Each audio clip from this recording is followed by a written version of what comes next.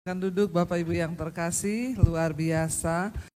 Ya, kenapa ada orang-orang yang mengalami kesembuhan, saudara? Ketika dia sudah divonis dokter, cancer, dia divonis dokter, tidak ada harapan lagi.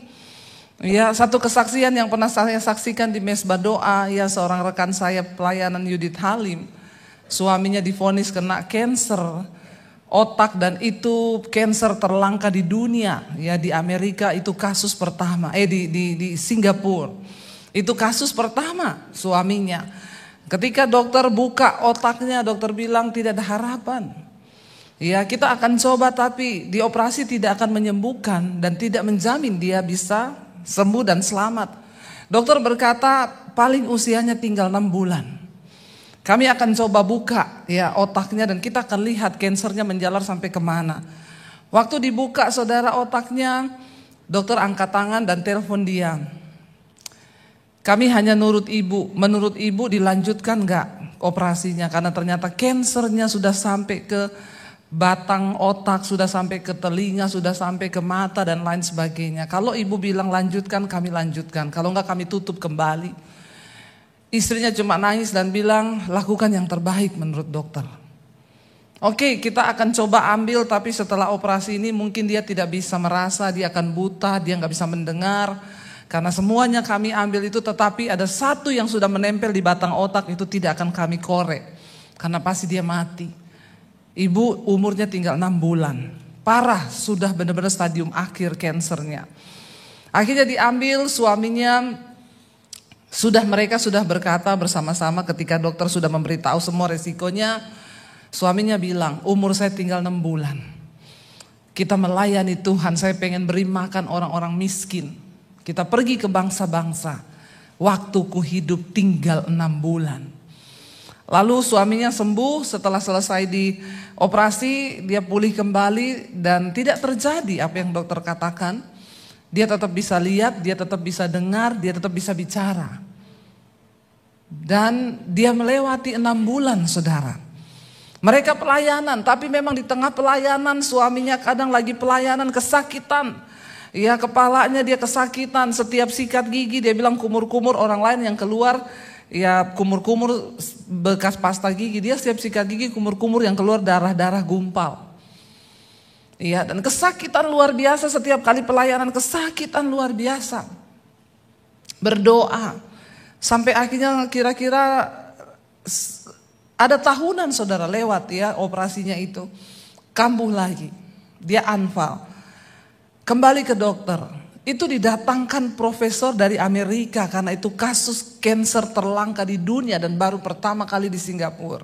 Di Amerika ada beberapa yang kena, nggak banyak. Profesor dari Amerika terbang lagi ke Singapura. Mereka bilang ini sudah waktunya, pasti semakin parah karena sudah anfal pingsan-pingsan. Dokter bertanya kepada istrinya, kita akan operasi tapi kami tidak menjamin. Mungkin dia akan keluar hidup dan bisa juga dia keluar mati. Karena sudah semakin menyebar, kamu persiapkan peti jenazah.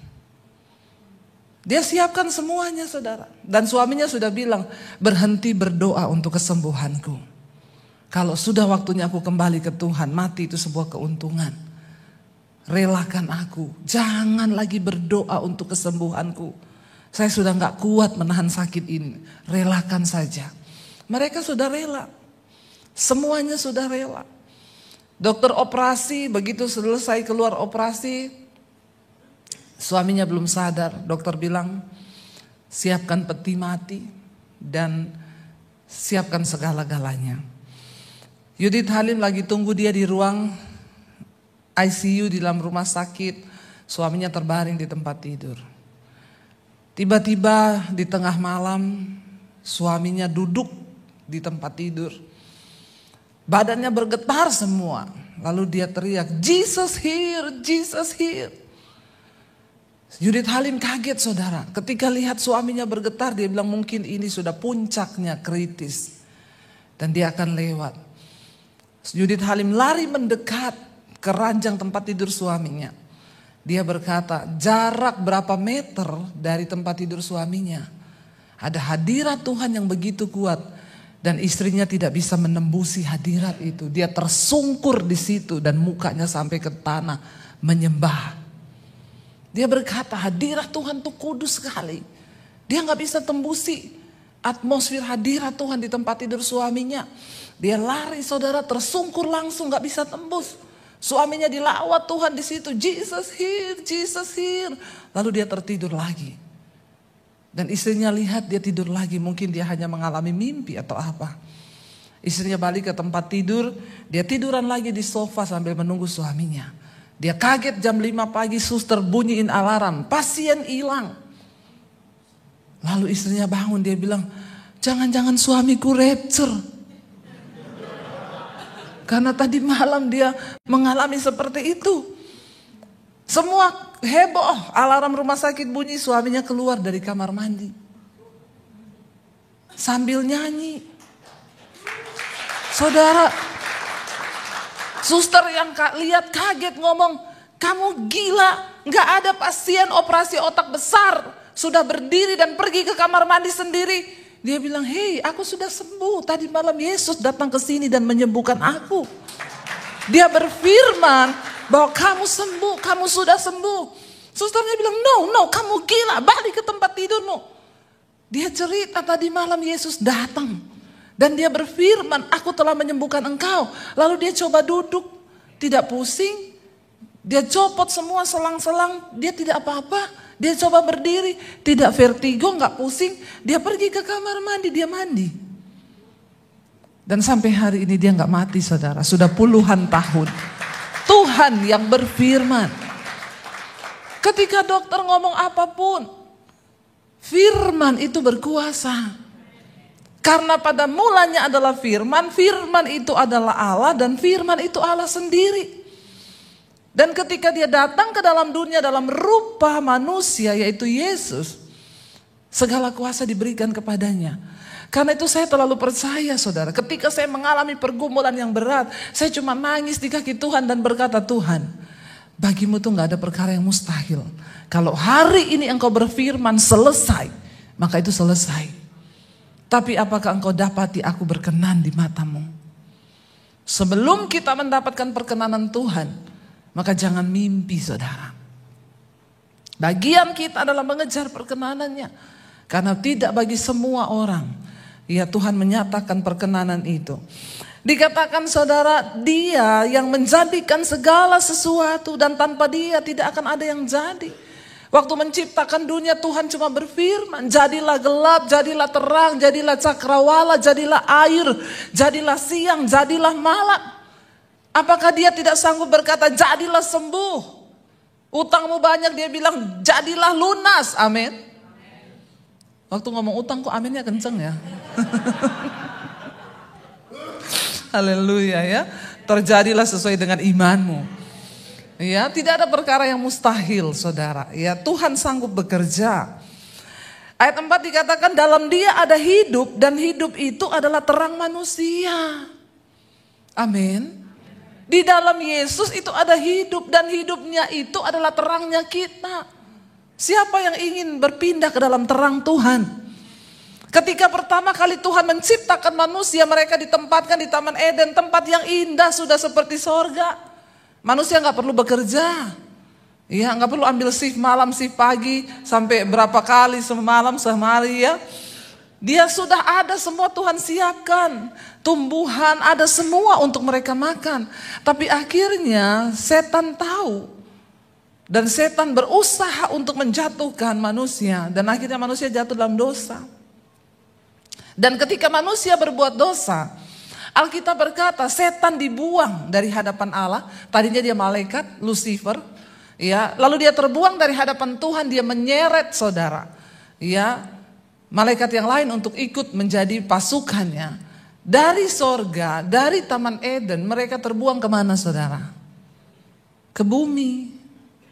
Dan manusia juga dari Taman Eden juga dibuang ke bumi. Jadi kita hidup satu nusa kambangan kan?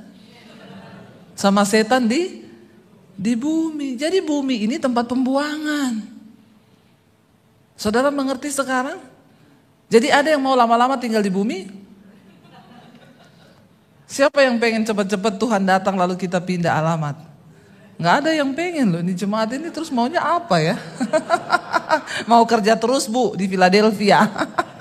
Mau kerja terus. Ya, kita adalah orang-orang yang mempercepat waktu kedatangan Tuhan.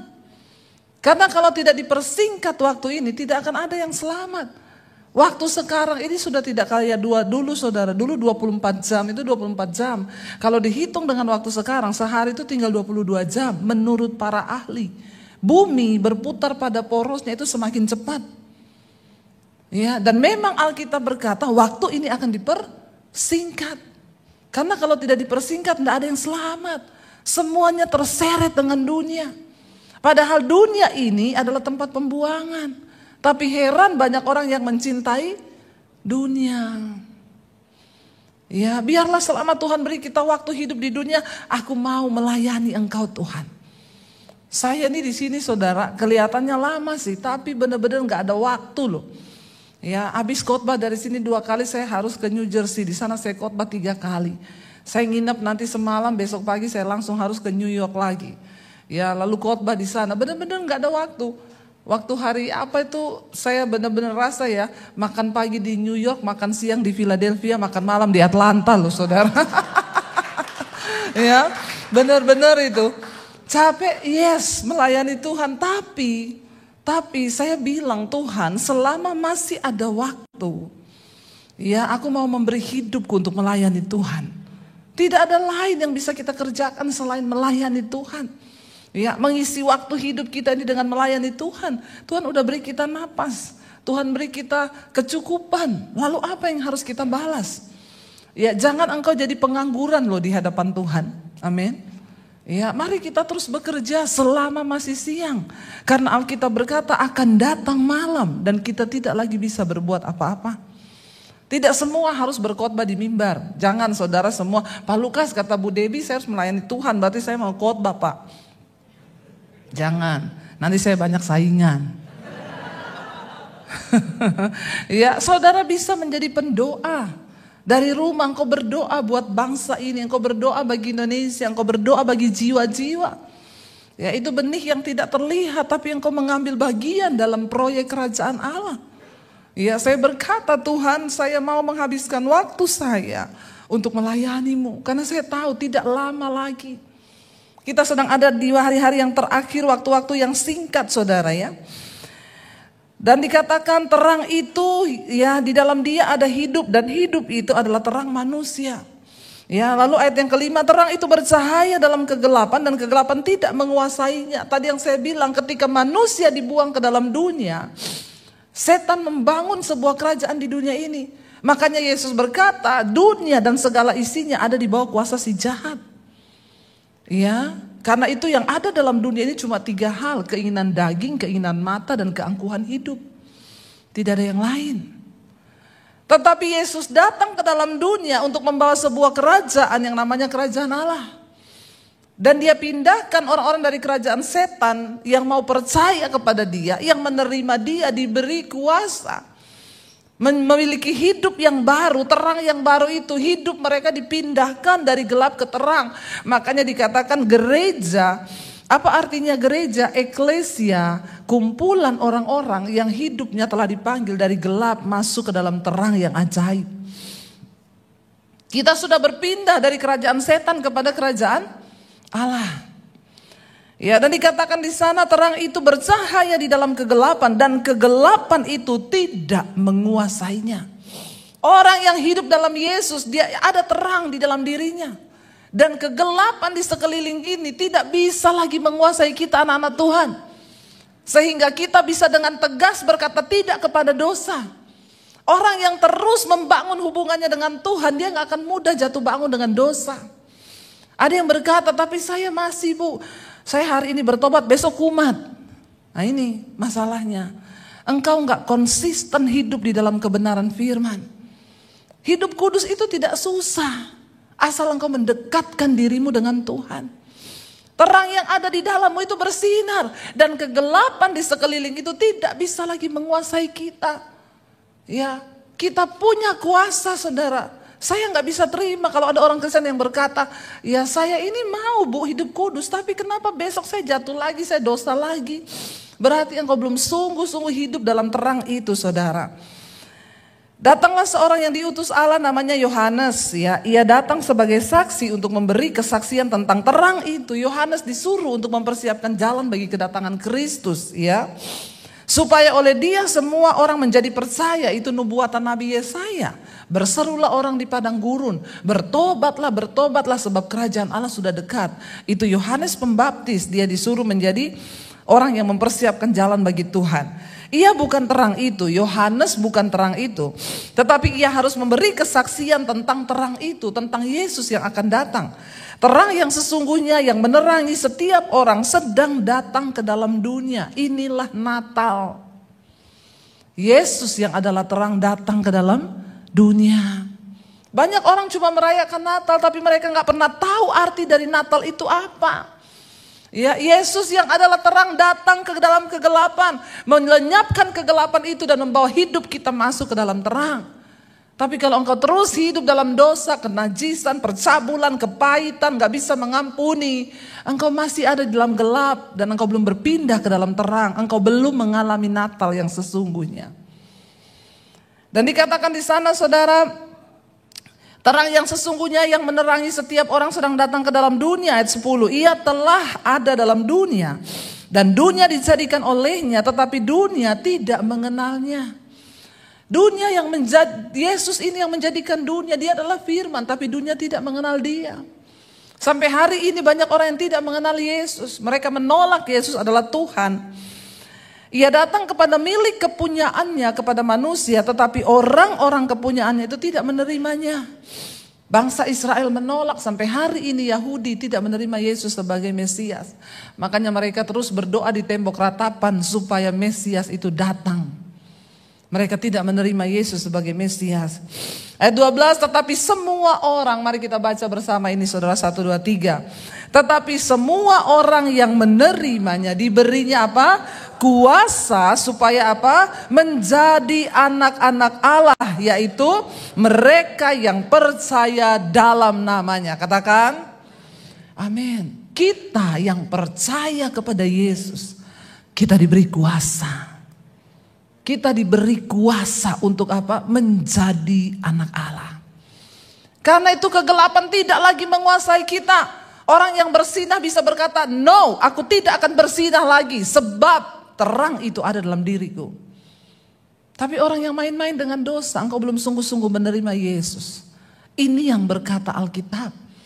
Saya mengalami, saya suka dulu melakukan dosa. Saya hobi berdosa, semua dosa saya coba. Tapi ketika Yesus datang dalam hidupku menjadi terang. Stop, berhenti, semua berhenti. Adik saya dulu badannya tatoan. Ya, suka mabok, judi, merokok. Ketika dia dijamah oleh Tuhan Yesus. Saat itu juga dia bilang ketika saya selesai dibaptis, keluar dari baptisan. Rokok berhenti, mabok berhenti, judi berhenti, semua Tuhan berikan dia kemerdekaan. Dan sampai hari ini dia terus hidup dalam kebenaran itu. Orang Kristen teman-temannya dulu yang mabok, yang judi datang, dia injilin. Dia bilang engkau Kristen tapi engkau belum mengalami terang itu.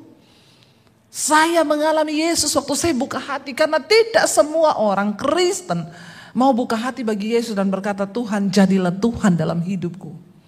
Banyak yang hanya beragama dan tidak memiliki pengalaman pribadi berjumpa dengan Tuhan Yesus. Tapi orang yang menerimanya. Karena tidak semua orang menerima Yesus, saudara. Ya, sebagai orang Kristen pun engkau harus berdoa, Tuhan, aku membuka hatiku, menerima engkau sebagai Tuhan dan Juru Selamatku. Ubah hidupku Tuhan. Banyak orang menjadi Kristen hanya karena turunan kan, dilahirkan dari keluarga Kristen. Ya, lahirnya hari Natal, dinamai Natalia.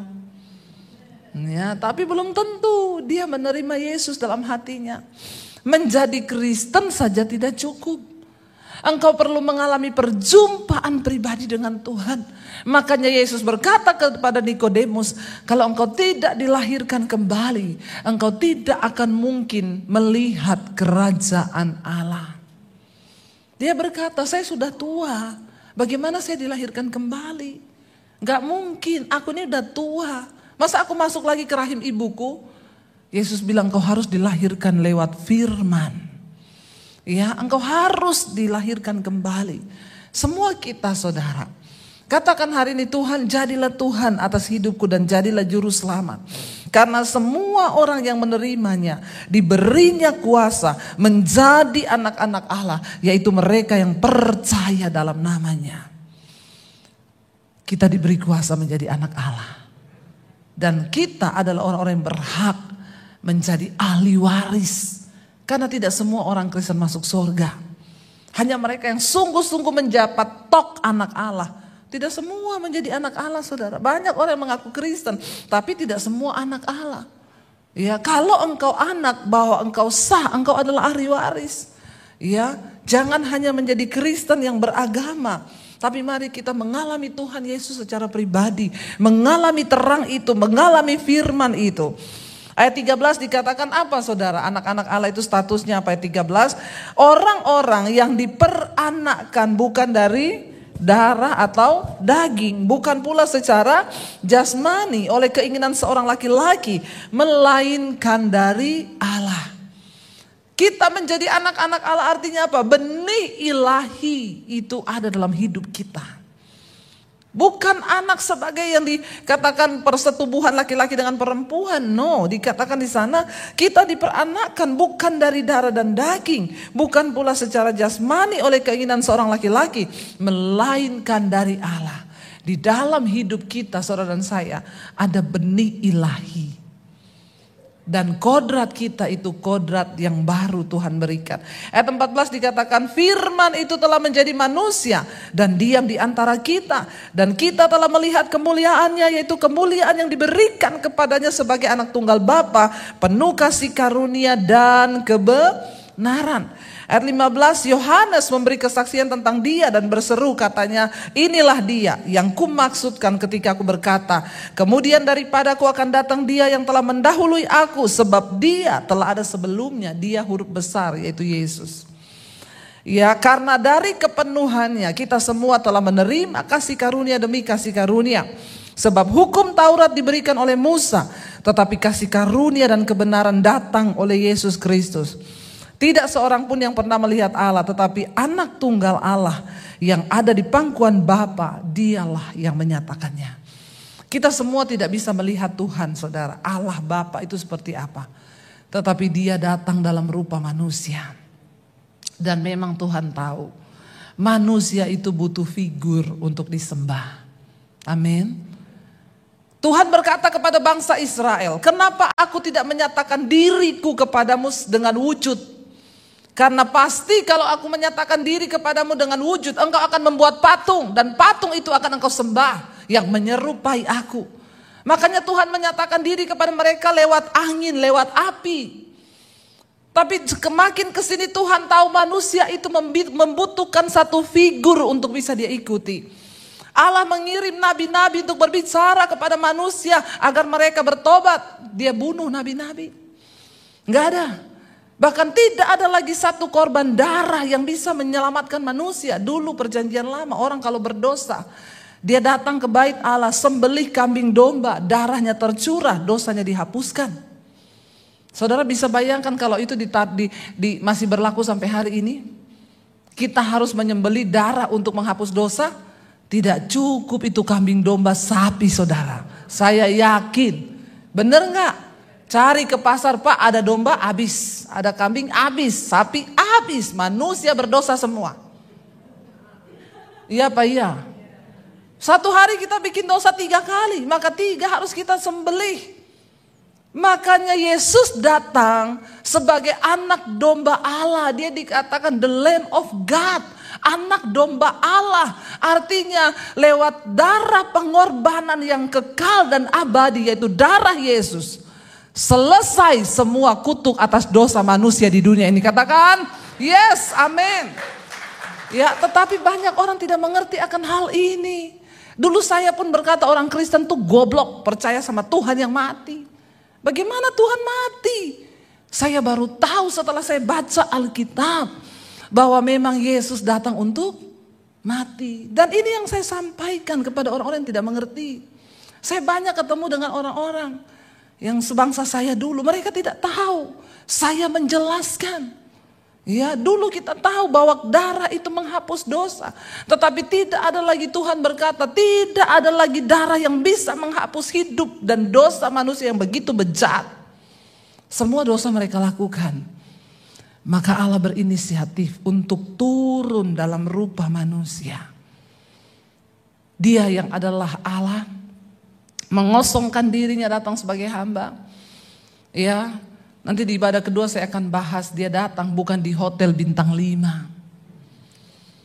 Yesus lahir di kandang. Saya dulu waktu menikah pertama kami susah saudara. Ya, uang benar-benar pas-pasan. Tapi saya tidak pernah bermimpi dan berkata kepada suami saya nanti lahir di kandang apa ini, kandang ayam atau kandang sapi ya. No. Itu kita yang manusia. Kita berharap buat anak kita kasih yang terbaik, benar nggak? Tapi kita perlu belajar, Yesus datang. Dia lahir di kandang loh. Dari situ kita belajar kan siapa kita ini. Yang menuntut fasilitas yang terbaik, minta yang terbaik. Ya, kita cuma hamba, nggak ada yang perlu kita sombongkan.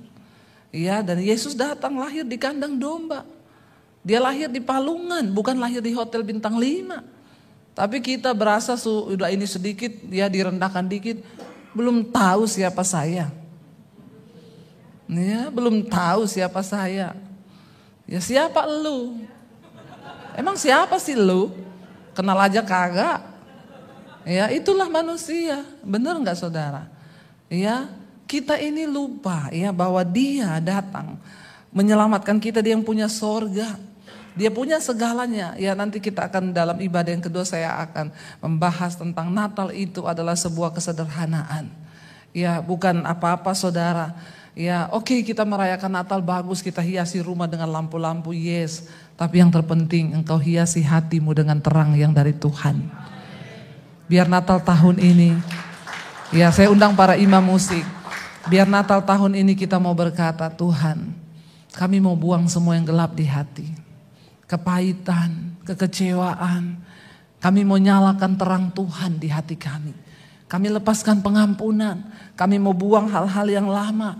Dan kami mau sungguh-sungguh mencari Tuhan. Kita naikkan lagu Yesuslah Kebenaran. Mari bangkit berdiri bersama saudara. Yang menyelamatkan setiap kita. Dan karena itu Natal adalah kita belajar hidup bagi Kristus saudara. Kita belajar hidup bagi Tuhan. Terima kasih Tuhan. Terima kasih Yesus. Terima kasih Bapa. Mari tutup mata kita dalam hadirat Tuhan. Bersyukur kepada Tuhan hari ini. Terima kasih buat kedatangan-Mu ke dalam dunia Tuhan. Firman yang menjadi manusia. Biar kami sungguh-sungguh mengalami makna Natal yang sesungguhnya di hidup kami. Biar bulan Desember ini tidak berlalu begitu saja. Kami mau introspeksi hidup kami. Kami mau lebih lagi menerima terang Tuhan itu. Kami mau berpindah dari dalam gelap masuk ke dalam terang yang ajaib. Sebab bagimu Tuhan adalah mudah. Hanya semudah Engkau berfirman maka semuanya jadi. Kami juga percaya bagi Tuhan tidak ada perkara yang mustahil. Di dalam menyelesaikan setiap persoalan pergumulan kami, Tuhan hanya berfirman maka semuanya jadi. Imani itu saudara. Katakan Engkau adalah firman itu Tuhan. Engkau adalah kebenaran itu Tuhan. Dan karena itu hati kami percaya. Tidak ada ketakutan untuk memasuki tahun yang akan datang. Sebab terang itu ada dalam hidup kami. Dan kegelapan tidak dapat menguasainya. Bagian kami adalah berkata dalam hati kami. Kami mau hidup bagi Engkau. Biar hati kami tetap menyembah-Mu. Biar mata kami tetap tertuju kepadamu Bapa. Terima kasih Tuhan. Segala pujian, hormat, kemuliaan hanya bagi Engkau. Di dalam nama Yesus yang percaya diberkati. Katakan bersama. Amin, amin, amin.